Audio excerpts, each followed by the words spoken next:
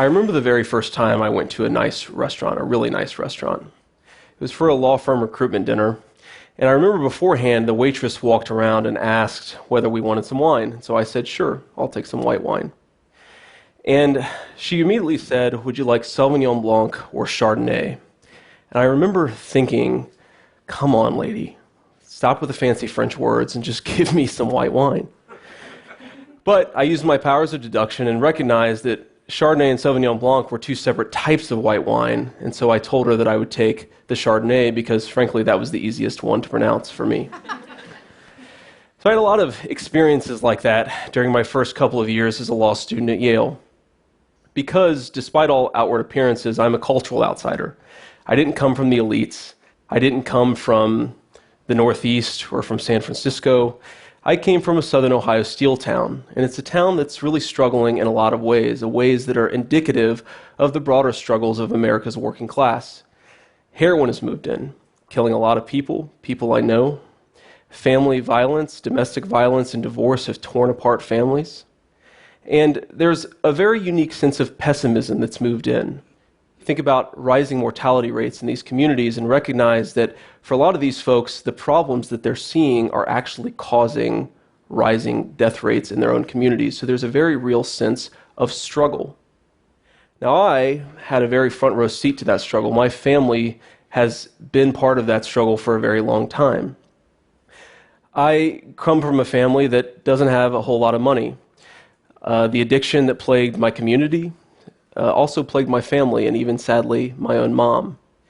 There were a lot of problems that I saw in my own family, problems caused sometimes by lack of money, problems caused sometimes by lack of access to resources and social capital that really affected my life. If you had looked at my life when I was 14 years old and said, well, what's going to happen to this kid? You would have concluded that I would have struggled with what academics call upward mobility. So upward mobility is an abstract term, but it strikes at something that's very core at the heart of the American dream. It's the sense, and it measures whether kids like me who grow up in poor communities are going to live a better life, whether they're going to have a chance to live a materially better existence, or whether they're going to stay in the circumstances where they came from. And one of the things we've learned, unfortunately, is that upward mobility isn't as high as we'd like it to be in this country. And interestingly, it's very geographically distributed. So, take Utah, for instance. In Utah, a poor kid is actually doing okay, very likely to live their share and their part in the American dream. But if you think of where I'm from, in the South, in Appalachia, in Southern Ohio, it's very unlikely that kids like that will rise. The American dream in those parts of the country is, in a very real sense, just a dream. So why is that happening? So one reason is obviously economic or structural. So you think of these areas, they're beset by these terrible economic trends built around industries like coal and steel that make it harder for folks to get ahead. That's certainly one problem. There's also the problem of brain drain, where the really talented people, because they can't find high-skill work at home, end up moving elsewhere. So they don't build a business or nonprofit where they're from. They end up going elsewhere and taking their talents with them. There are failing schools in a lot of these communities, failing to give kids the educational leg up that really makes it possible for kids to have opportunities later in life. These things are all important. I don't mean to discount these structural barriers, but when I look back at my life and at my community, something else was going on, something else mattered. It's difficult to quantify, but it was no less real. So for starters, there was a very real sense of hopelessness in the community that I grew up in. There was a sense that kids had that their choices didn't matter. No matter what happened, no matter how hard they worked, no matter how hard they tried to get ahead, nothing good would happen. So that's a tough feeling to grow up around. That's a tough mindset to penetrate. And it leads sometimes to very conspiratorial places. So let's just take one political issue that's pretty hot, affirmative action. So depending on your politics, you might think that affirmative action is either a wise or an unwise way to promote diversity in the workplace or the classroom. But if you grow up in an area like this, you see affirmative action as a tool to hold people like you back. That's especially true if you're a member of the white working class. You see it as something that isn't just about good or bad policy. You see it as something that's actively conspiring, where people with political and financial power are working against you. And there are a lot of ways that you see that conspiracy against you, perceived, real, but it's there, and it warps expectations. So if you think about what do you do when you grow up in that world, you can respond in a couple ways. One, you can say, I'm not going to work hard because no matter how hard I work, it's not going to matter. Another thing you might do is say, well, I'm not going to go after the traditional markers of success, like a university education or a prestigious job, because the people who care about those things are unlike me. They're never going to let me in. When I got admitted to Yale, a family member asked me if I had pretended to be a liberal to get it by the admissions committee. Seriously. And it's obviously not the case that there was a liberal box to check on the application, but it speaks to a very real insecurity in these places, that you have to pretend to be somebody you're not to get past these various social barriers. It's a very significant problem. Even if you don't give in to that hopelessness, even if you think, let's say, that your choices matter and you want to make the good choices, you want to do better for yourself and for your family, it's sometimes hard to even know what those choices are when you grow up in a community like I did. I didn't know, for example, that you had to go to law school to be a lawyer. I didn't know that elite universities, as research consistently tells us, are cheaper for low-income kids because these universities have bigger endowments, can offer more generous financial aid. I remember I learned this when I got the financial aid letter from Yale for myself, tens of thousands of dollars in need-based aid, which is a term I'd never heard before, but I turned to my aunt when I got that letter and said, I think this just means that for the first time in my life, being poor has paid really well. So I didn't have access to that information because the social networks around me didn't have access to that information.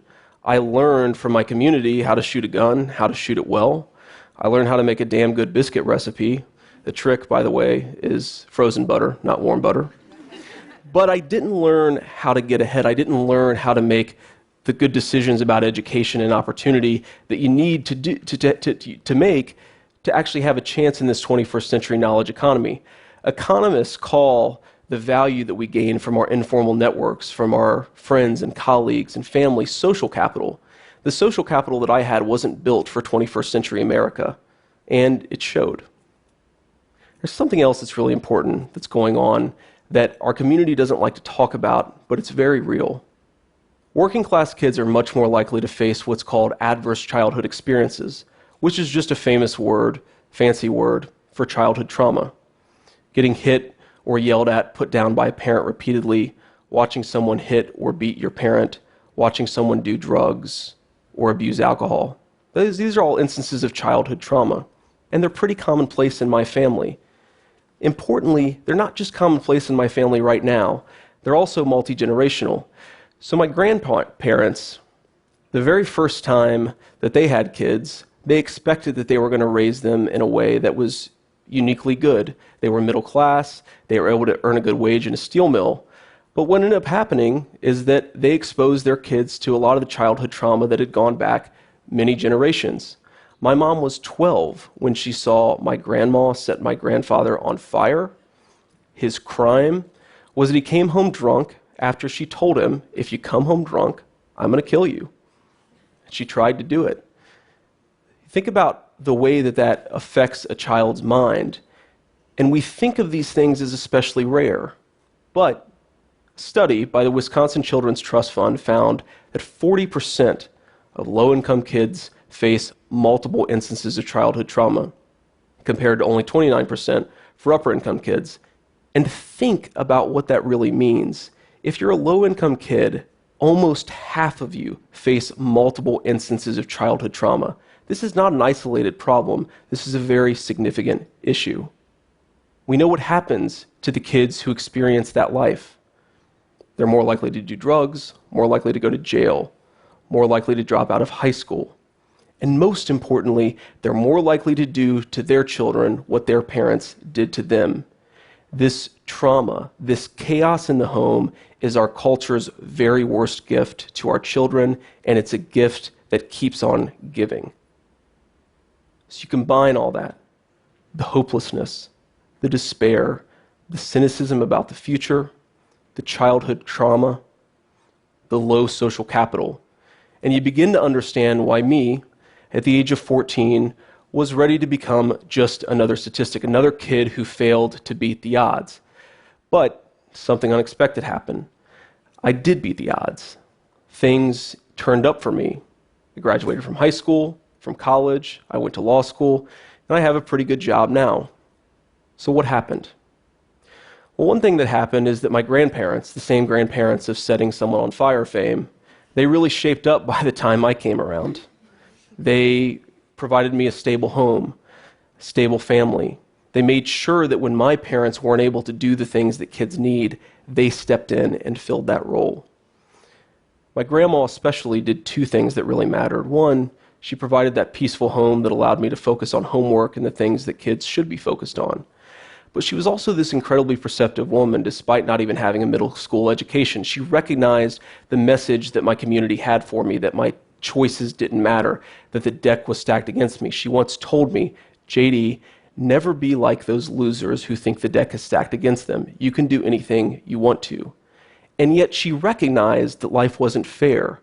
It's hard to strike that balance, to tell a kid that life isn't fair, but also recognize and enforce in them the reality that their choices matter. But Mama was able to strike that balance. The other thing that really helped was the United States Marine Corps. So we think of the Marine Corps as a military outfit, and of course it is. But for me, the U.S. Marine Corps was a 4-year crash course in character education. Taught me how to make a bed, how to do laundry, how to wake up early, how to manage my finances. These are things my community didn't teach me. Remember when I went to go buy a car for the very first time, I was offered a dealer's low interest rate of 21.9%. I was ready to sign on the dotted line.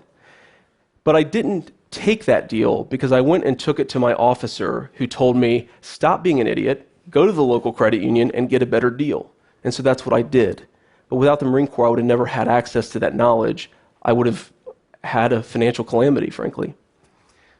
Last thing I want to say is that I had a lot of good fortune in the mentors and people who have played an important role in my life, from the Marines, from Ohio State, from Yale, from other places. People have really stepped in and ensured that they filled that social capital gap that it was pretty obvious, apparently, that I had. That comes from good fortune. But a lot of children aren't going to have that good fortune. And I think that raises really important questions for all of us about how we're going to change that. We need to ask questions about how we're going to give low-income kids who come from a broken home access to a loving home. We need to ask questions about how we're going to teach low-income parents how to better interact with their children, with their partners.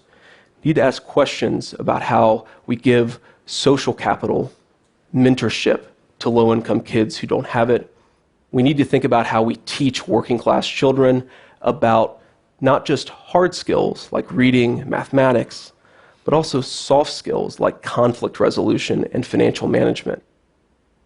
Now, I don't have all of the answers. I don't know all of the solutions to this problem, but I do know this. In Southern Ohio right now, there's a kid who's anxiously awaiting their dad, wondering whether when he comes through the door, he'll walk calmly or stumble drunkenly.